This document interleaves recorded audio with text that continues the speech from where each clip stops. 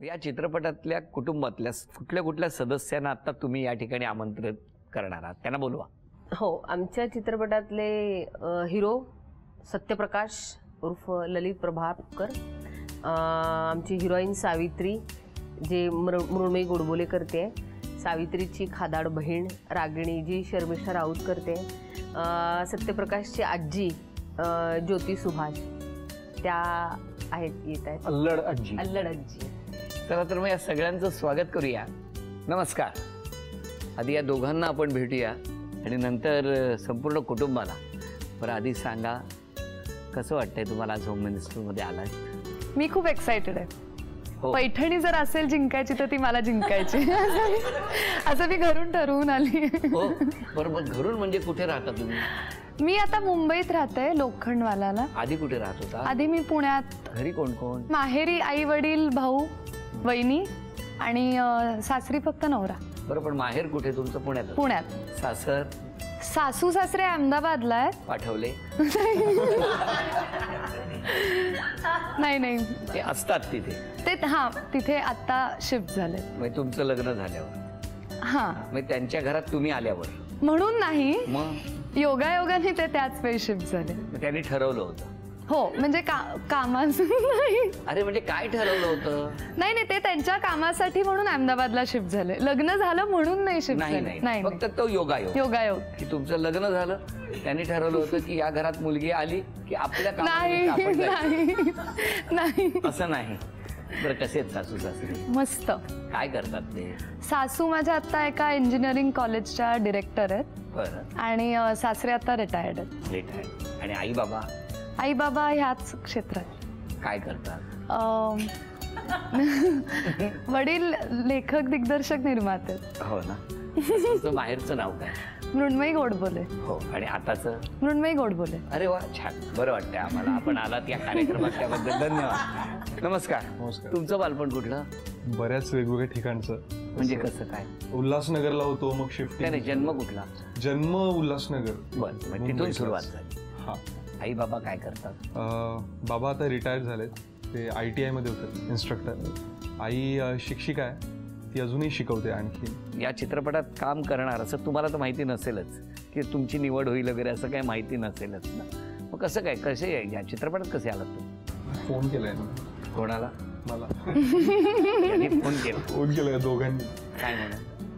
असं एक चित्रपट आम्ही करतोय.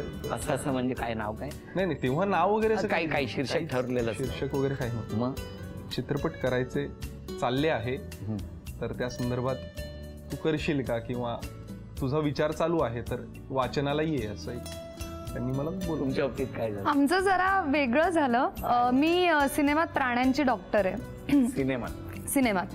आणि माझ्याकडे स्वतःकडे पण एक छोटासा डॉग आहे ज्याचं नाव शर्लॉक असं आहे. तर आमचं ॲक्च्युली प्राण्यांवरनं चर्चा सुरू झाली आणि मग परेशनी मला विचारलं की ह्याचा अर्थ तू प्राण्यांबरोबर ओके आहेस. मधुगंधाजी, तुम्ही आता ह्याच्यात म्हणजे भूमिका पण करतात?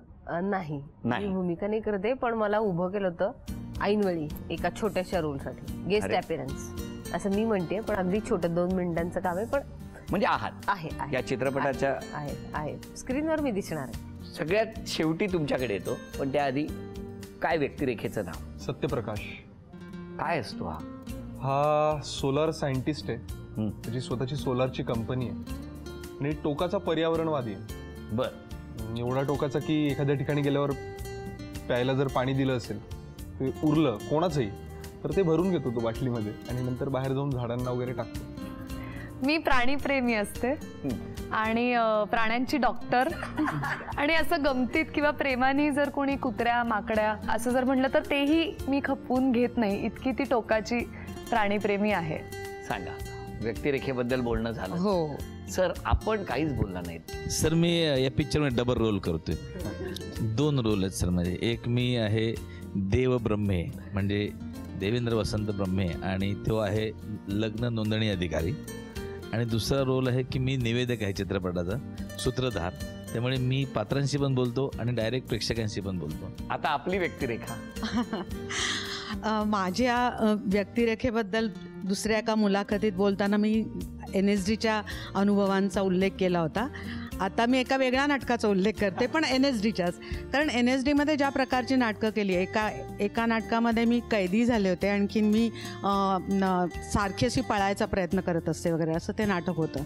आणि पुष्कळ वर्षानंतर मला सारखं जेव्हा या सिनेमाचा मी भाग आहे तेव्हा कळलं, तेव्हापासून मला सारखी म्हणजे NSDची जुनी नाटकंच आठवतात की त्याच्यामध्ये ज्या प्रकारची मजा मी केली होती ती अचानक मला इथे करायला मिळाली. ती काय आहे ते मी अर्थातच सांगणार नाही आहे, पण काही मध्येच मला अशा थोड्याशा उड्या मारायच्या होत्या.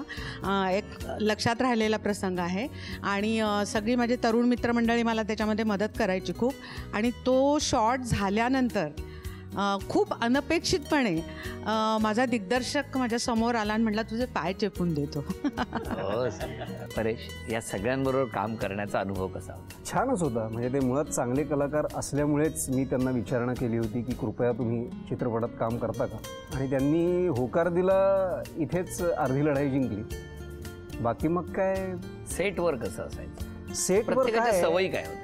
नाही, अरे एवढं वैयक्तिक मला वेळ घालवायला मिळायचा नाही ना. मी दिग्दर्शक असल्यामुळे इतर 4 डिपार्टमेंट्स आणि मी असे मिळून ते दृश्य तयार करण्याच्या पाठीमागे पहिल्यांदा लागायचो.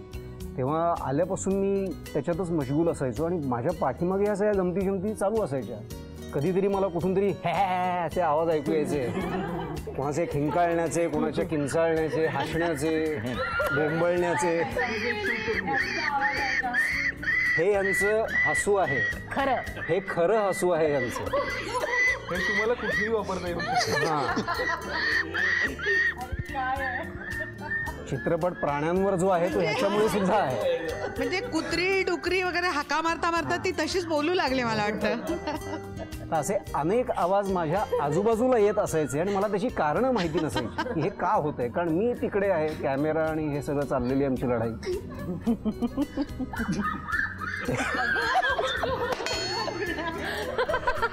एक अख्खा सेगमेंट याच्यावर होऊ शकतो. लहानपणी वटवागुळ गिळलाय वाटतं. तेव्हा असं प्राणी संग्रहालयच आम्हाला पाहिजे होतं चित्रपटात. पण या चित्रपटाची एकूण जी काही मांडणी आहे ती म्हणजे हा चित्रपट आम्ही किंवा मी प्रेक्षकांना का बघा असं का सांगायचं, म्हणजे काय आहे? मुख्य कारण म्हणजे तो केलेला आहे, आता तो कोणाला तरी बघायलाच लागणार. हे बघायला आम्ही आता बघायचं. एक आणि दुसरं म्हणजे की प्रत्येकाच्या आयुष्यामध्ये ची पासून श्रीपर्यंत आणि चिसौकापासून सौपर्यंतचा प्रवास असतो. किंवा आता आपल्या कार्यक्रमाच्या भाषेत चिसौकाची होम मिनिस्टर होण्याचा जो प्रवास आहे आणि चीचा होम मिनिस्टरचा सेक्रेटरी होण्याचा जो प्रवास आहे, तर त्याच्यावर आधारित हा साहसपट आहे असं म्हणायला हरकत नाही. ॲडव्हेंचर.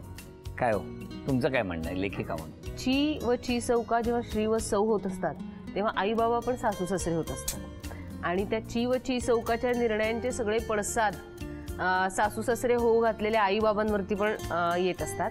आणि मग आपल्या प्रत्येकाच्या घरामध्ये ना की आई बाबांचं म्हणणं असतं की हे असं वागावं, पण मोकळीक दिल्याचा एक स्टँड पण घ्यायचा असतो. त्यामुळे असं म्हणतात की नाही तू हे करायचं नाही, पण मग ती बारीक बारीक कटकारस्थानं केली जातात. साधारण मुलीचा निर्णय बदलावा किंवा मुलाचं मत बदलावं ह्यासाठी. तर ती सगळी बारीक बारीक कटकारस्थानं, कटशह, फॅमिलीचं आपापसातलं वॉर छोटंसं घरगुती आणि त्यातलं राजकारण, अशी ती गंमत सगळी. आणि त्या गमतीचा सगळा असा तो केऑस आहे आणि एका गमतीतून दुसरी, दुसऱ्यातून तिसरी, असं ते एक सगळा असा मजेचा स्फोट होणार आहे या चित्रपटामुळे, जो मला खात्री आहे की आपल्या मराठी माणसांना आवडणार आहे. खूप मराठी आहे हे, खूप मराठी घरातलं वातावरण आहे. तुमच्या माझ्या आई बाबा, तुमचे माझे भाऊ बहीण, आजी आजोबा हे सगळे या चित्रपटामध्ये आहेत आणि ते खूप तुमच्या घराचं प्रतिबिंब आहे. मी सगळ्यांना वाटायचे त्याचा राग येतो तर मी आणलेलं सर सर्वांना शेअर केलं तर मला राग येणारच ना. बरोबर आहे. मग तुम्ही एखादी वस्तू आणली की त्या सगळ्यांना आणि वाटायचं. त्यातलं पण थोडंसं हिस्सा मिळायचं सर. तुम्हाला हो, मग तुम्हाला त्याच्यावर लक्ष राहिलं होतं. राहिलं तर एकदम आनंदात, हो एकदम आनंद. सुखात, एकदम खूप खेळतात. खूप छान. नमस्कार. सोमवार असो वा रविवार, वहिनींना रोजच्या कामापासून जराही फुरसत मिळत नाही. प्रत्येक घरातली माऊली दिवस रात्र झटत असते कुटुंबासाठी झटणाऱ्या माऊलीला थोडा तरी विरंगुळा हवाच ना. म्हणूनच मेचा संपूर्ण महिना लाखोंची आकर्षक बक्षिसं जिंकण्याची संधी घेऊन मी दररोज येणार आहे तुम्हाला भेटायला. झी मराठी आणि झी मराठी HD सोबत पहा होम मिनिस्टर सोमवार ते रविवार दररोज संध्याकाळी 6:30 वाजता.